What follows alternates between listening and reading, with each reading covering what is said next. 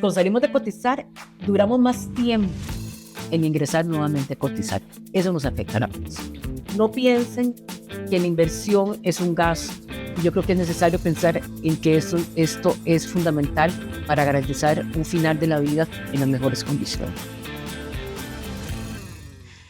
Sean bienvenidas y bienvenidos a este nuevo episodio de Mujeres, un podcast del Instituto Nacional de las Mujeres que desarrollamos con mucho cariño, con mucha mística para que llegue a ustedes. Por favor, quédate con nosotras, compartí este episodio en Spotify, en YouTube, con tus amigas, con conocidas, porque hoy vamos a hablar del siguiente tema. ¿Es importante y necesario tener pensión? Y para eso nos acompaña la señora Lauren Palma. Ella es economista, feminista y profesional especialista del INAMU. Lauren, bienvenida. Muchas gracias, Mayra. Un placer para mí estar hoy acá. Muchas gracias. Vamos a hablar de un temilla, ¿verdad? Que anda dando vueltas ahí, ¿verdad? Socialmente. Y es este contexto actual del régimen de pensiones de la Caja. Pensamos, Lauren, de pronto que el régimen está como inestable, no sabemos qué va a pasar, las personas que todavía nos falta un buen tramo para, ¿verdad? Para cotizar. Y a partir de esto, ¿verdad? Esa es la pregunta. ¿Por qué debo cotizar? Bueno, yo creo que todas las personas esperamos en la vejez tener un ingreso suficiente para poder vivir, ¿verdad? Yo creo que merecido después de tanto trabajo, especialmente las mujeres que trabajamos dobles y triples jornadas. Sí. Las que cotizamos para un tipo de trabajo, que es el trabajo productivo, el trabajo reconocido socialmente. Pero yo creo que al final de nuestra vida, cuando ya estemos cerca, ¿verdad? En la vejez, ya después de haber pasado por toda la historia de las trayectorias que hemos tenido, merecemos tener una vida digna y merecemos tener un ingreso suficiente para poder vivir. Tristemente, y ahora se ha incrementado en los últimos años, las personas cuando llegan a la adultez, muchas no tienen ni las cuotas, ni una pensión digna, y eso trae una dificultad muy grande, tanto a nivel social, porque es un problema a nivel social, pero también a nivel familiar, y por supuesto a nivel individual, porque sentirme yo una persona adulta sin ningún ingreso, con un ingreso muy poco, ya dependiendo, ojalá que ella sea una persona independiente, digamos, en muchos años de su vida, y llegar a esa edad ya dependiendo de lo que me quieran dar. Qué duro, ¿verdad, Lauren? Esa es la expresión, es muy duro. Entiendo, ¿verdad?, que el Sistema Nacional de Pensiones tiene 4 pilares. Ajá. Para poder entender un poco mejor esto, ¿cuáles son? Bueno, las pensiones es el resultado, o la pensión es el resultado, bueno, de años de trabajo reconocidos, reconocidos por un patrono y por un sistema como tal. Porque hay mucho trabajo, como les decía al inicio, que no está reconocido, que no pasa a contabilizar como parte de la pensión, pero que lo efectuamos. Exacto. Entonces, ¿qué es lo que sucede? El sistema, Costa Rica ha tenido una particularidad bien importante y bien relevante en el tema de pensiones. En muchos temas Costa Rica se ha caracterizado. Y yo creo que hay que reconocer, a veces caemos como en ver solo lo malo, pero también hay que ver lo bueno que hemos hecho. Los regímenes de pensiones obligatorios, que son regímenes, digamos, que cuando yo empiezo a trabajar en la formalidad con un patrón o por cuenta propia y decido cotizar, yo doy una contribución mensual y los regímenes, ese tipo de regímenes aporta la persona que trabaja, aporta el Estado y aporta la parte patronal. Por eso le llaman, tienen un nombre particular y es de, me poner los anteojos porque claro, adelante, no veo sin anteojos. Por supuesto. Es de capitalización colectiva, así es como le llaman. Colectiva porque están estos 3 actores. Tiene un trasfondo que ha sido muy característico de nuestra sociedad, que es solidario. Solidario. ¿Verdad? Porque yo me voy, esa masa laboral que está en movimiento, digamos, y que tiene diferentes etapas yo en mi vida laboral voy a estar, o en mi vida contributiva, digamos, voy a estar en diferentes niveles, hasta llegar ya a consolidar la pensión. Entonces, ese tipo de régimen es un régimen que como lo dice el nombre, es obligatorio. Yo cuando estoy en la formalidad me tienen que hacer ese rebajo y tengo que estar inscrito a un régimen de pensiones. No es el único, pero es el más importante. Un Ujú. 95% de la masa trabajadora de Costa Rica está en ese régimen de pensiones de la Caja Costarricense de Seguro Social, el IBM. Hay otros regímenes como el Magisterio, como el del Poder Judicial, pero digamos que son más pequeños porque es una población mucho más pequeña. Luego, a partir del año 2000, Costa Rica hizo una reforma muy importante en todo este sistema de pensiones y lo complementó. Lo complementó, entonces ya no teníamos solamente la opción de ese sistema que es obligatorio, sino que se instauraron otro tipo dentro del sistema. Entonces tenemos el pilar, bueno, el pilar 1, que es este que les acabo de mencionar, Ajá. el pilar 2, que es la pensión complementaria obligatoria. Es obligatoria porque dentro de todo lo que, de los trabajos que yo tengo cuando estoy laborando, hay un porcentaje que se destina para ese tipo de pensión. Ujú. Entonces es una pensión adicional, lo que hace es llegar a complementar la pensión, esa pensión obligatoria con este régimen complementario también obligatorio. Ujú. Luego están los regímenes complementarios, pero voluntarios, Voluntario. que es un tipo de ahorro que yo hago una previsión para ahorrar todos los meses un porcentaje de mi salario, o eso es voluntario. Yo, como puedo ahorrar 5,000 pesos, puedo llegar a ahorrar 100,000 y si tengo más Ujú. recursos, mucho más. Ujú. Igual es mensual. Igual es mensual. Y también tengo ya el último pilar, que es un pilar para mí que es muy importante y es muy valioso, que es el cuarto pilar, que son las pensiones no contributivas. Eso que lo maneja la Caja Costarricense de Seguro Social también, y que son esas pensiones que se le dan a las personas que no han cotizado o que su cotización fue tan poca que no logró acumular todas las cuotas que se requerían o el tiempo que se requería para poder consolidar una pensión. Entonces, y tenemos una demanda de la pensión no contributiva en este momento para el país muy grande. Hay una estimación de cuántas personas andan como por 5,000, por ahí ando, si no me equivoco, personas al año que demandan ese tipo de pensión, Ujú. porque es el único ingreso, digamos, que muchas personas tienen, Claro. y es una parte de ser solidaria como Estado también con esas personas que no logran tener una pensión. Es importante tener estos 4 pilares como país, como... Claro, y Ujú. tener, no solo, digamos, contar con esa figura, digamos, con ese Exacto. sistema, que es un sistema, Es robusto, ¿verdad? es fuerte. Sí, sino también que el sistema sea sostenible en el tiempo. Porque la pensión al final es un recurso que yo doy de mis ingresos Ajá. para esperarlo al finalizar mi vida laboral. Entonces, que es como cuando yo llego y coloco la plata, mi plata de ahorro, digamos, en una entidad X. Yo espero que me garanticen, ¿verdad? Que se va a mantener en el tiempo, que cuando yo la Claro. quiera hacer el uso efectivo, realmente yo puedo utilizar ese tipo de ingresos, Que es un mecanismo digamos, seguro. que sea un mecanismo seguro, exactamente. Y Lauren, por eso estamos hablando de esto, ¿verdad? Hoy, Sí. de pronto, para la población más joven, esto resulta ser un tema que tiene que ver esto conmigo y veo a ver qué pasa cuando cumpla los 60 y tantos. Pero realmente tendríamos que tomar decisiones, la población Claro, joven, de tener otros mecanismos actuales para claro, prevenir eso. claro. Digamos, toda persona en Costa Rica, toda persona debería de cotizar al régimen obligatorio. Todo porque somos parte de un sistema, somos parte de un país, somos parte Ujú. de una sociedad, digamos, estructurada de una manera, y nuestra obligación, además, como es un sistema también solidario. Entonces, yo creo que aquí hay como tres principios, digamos, que podemos visualizar a un futuro. Ajá, En ajá. primer lugar, nosotros y nosotras, las costarricenses, hemos tenido una cultura de ser solidarios en muchas cosas. Entonces, yo creo que eso nos ha distinguido a nivel inclusive de otros países, en muchas cosas. Entonces, yo creo que nosotros, esta cultura de ser solidarios y solidarias, no la podemos perder.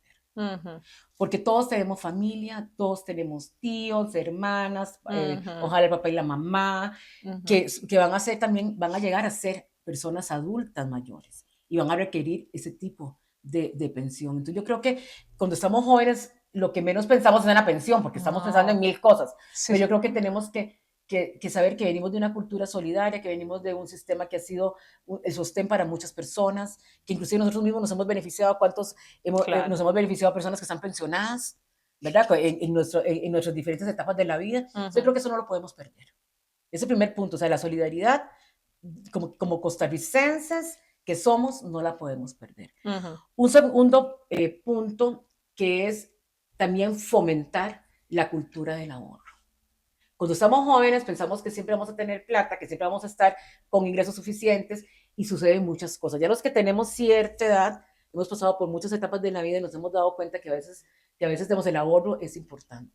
No necesariamente solo el ahorro para pensión, pero digamos, en este caso que estamos hablando de pensiones, es necesario esa cultura del ahorro, es necesario pensar que este dinero que yo voy a sacar todos los meses y que voy a colocar en un fondo de estos, me va a servir en un futuro puede servir para muchas cosas.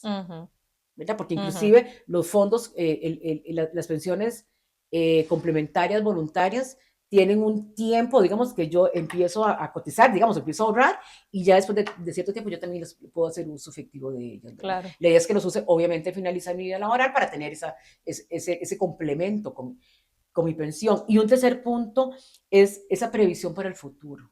O sea, aunque estemos jóvenes y aunque nos consideremos que tenemos todas las energías, digamos, y que nunca nos va a pasar nada. Y que nos faltan 30 años también. Yo les digo a la gente joven, no siempre vamos a ser jóvenes. Sí. Entonces, esta previsión a futuro es necesaria.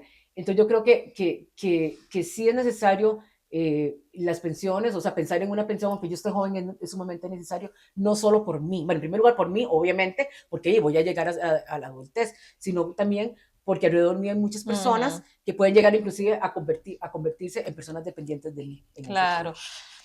Lauren, y vos como especialista en la materia, ¿nos podrías decir cuál es la situación de las mujeres en materia de pensiones, considerando, ¿verdad?, lo que dijiste al inicio, que muchas mujeres están en trabajo no remunerado y ese trabajo es el que mueve la sociedad, el que sostiene el cuidado, la alimentación, en verdad, todo eso que ya sabemos que las mujeres hacen en los hogares. ¿Cuáles son las alternativas? ¿Cómo está esta situación?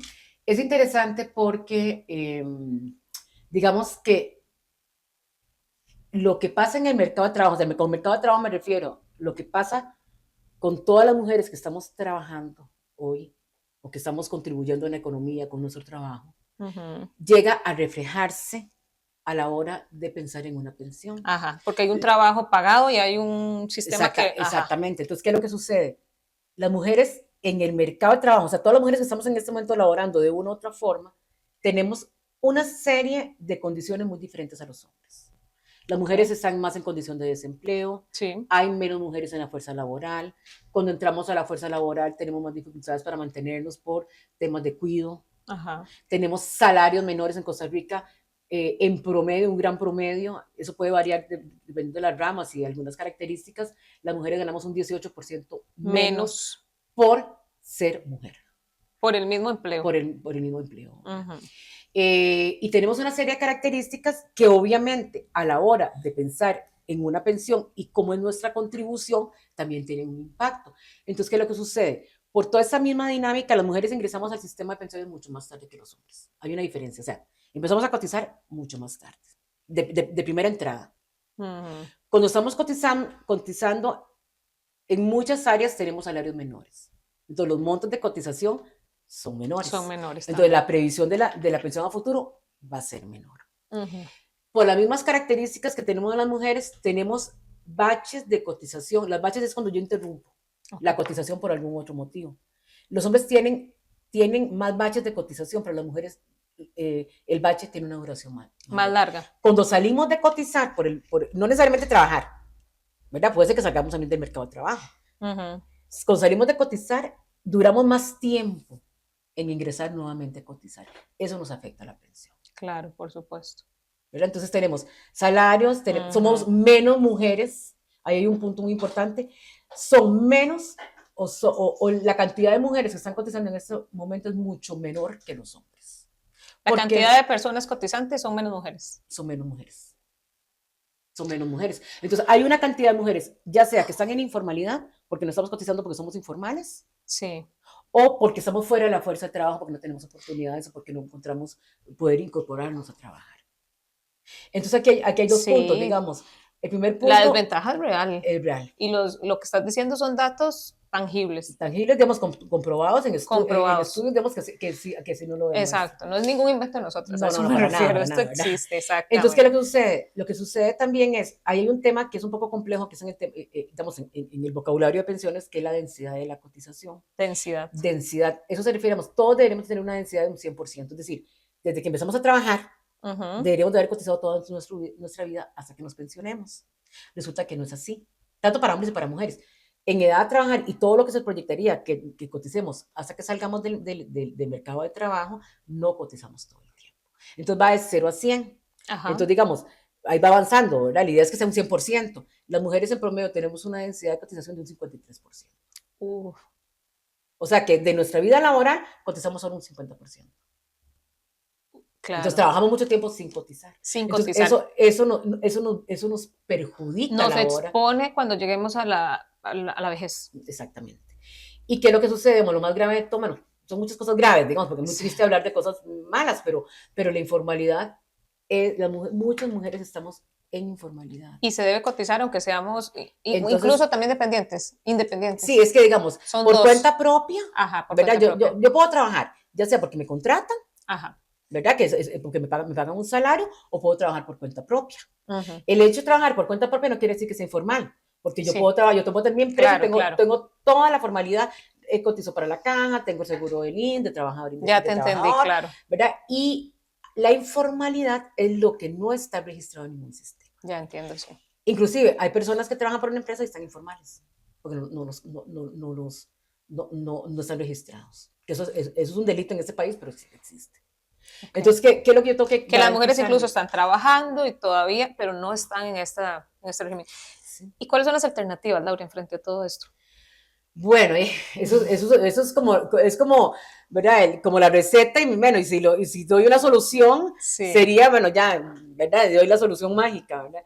La alternativa es pensar, lo primero que yo digo es, no piensen que la inversión es un gasto. Perdón, que la pensión es un gasto. Que la pensión es un gasto. Ajá. La pensión es una inversión a futuro. Entonces, desde que yo empiezo a trabajar y tengo la oportunidad de trabajar formalmente, o sea, que puedo cotizar y puedo tener un ingreso ahorre, como les decía, las 3 cosas importantes para la gente joven. Vean esto como una previsión a futuro, como una cultura del ahorro. Uh-huh. Y piensan que la pensión también es solidaridad. Sí. ¿Verdad? Entonces yo creo que es ver esto no como un gasto para mí, sino como una inversión a futuro, inclusive pensando en el futuro de las personas que están alrededor mío. Uh-huh. ¿Verdad? Estar vigilantes también. Nosotros como sociedad tenemos una responsabilidad también de estar vigilantes. ¿Qué pasa con los sistemas de pensiones? ¿Qué pasa cuando hay reformas? Porque también como sociedad civil o como mujeres podemos también conocer de ese tema y poder manifestar qué pensamos al respecto.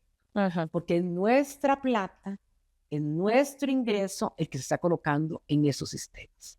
Entonces, cuando usted coloca su ingreso, obviamente hay una responsabilidad ahí compartida, tanto la persona que lo administre bien, pero yo estar vigilante de qué está pasando con este dinero. Laura, y para cerrar, de alguna forma, todo esto que estás mencionando refiere a autonomía económica. Uh-huh. Y en la vejez. ¿Y en la vejez? ¿Por qué hablar de autonomía económica y todavía más en las mujeres en la vejez? Bueno, es que la autonomía económica para nosotros, obviamente, desde el INAMO, de los que trabajamos los derechos de las mujeres, es relevante. Una mujer sin autonomía económica pierde inclusive su capacidad para tomar decisiones ante situaciones de violencia, cae en la pobreza fácilmente. Entonces, poder garantizar la autonomía económica durante toda la trayectoria de nuestra vida es indispensable. Pero imaginemos cuando llegamos a la vejez. Claro. ¿Verdad? Tener un ingreso para poder vivir dignamente. Un ingreso para vivir dignamente. Entonces, es sumamente relevante pensar, hay diferentes niveles de autonomía económica, hay diferentes etapas de la autonomía económica, no es lo mismo cuando estoy laborando, cuando estoy a una pensión, ¿verdad? O sea, hay mucho que analizar, pero sí es necesario que siempre las mujeres tengan una autonomía económica. Y tener esa previsión de, ¿verdad? En la vejez, no sumarle un factor de vulnerabilidad. Exactamente. Entonces, pensar a veces, pensamos que siempre vamos a ser jóvenes, que siempre vamos a estar ¿verdad? En condiciones favorables, pero todos y todas vamos a llegar, ojalá que sí, lleguemos a la vejez. Claro. Y yo creo que es necesario pensar en que esto es fundamental para garantizar un final de la vida en las mejores condiciones. Muchas gracias, Laura. Con mucho gusto. Aquí les damos nuestro granito en este tema, que hay que conversarlo y que Laura ya nos expuso razones suficientes para poder sentarnos a rumiarlo más, ¿verdad? Este tema. Comparta este episodio, por favor, con todas aquellas mujeres que ustedes realmente crean que este episodio les suma. Muchísimas gracias por acompañarnos. Recuerde nuestras redes sociales y ahí déjenos saber lo que piensan de estos espacios. Muchísimas gracias.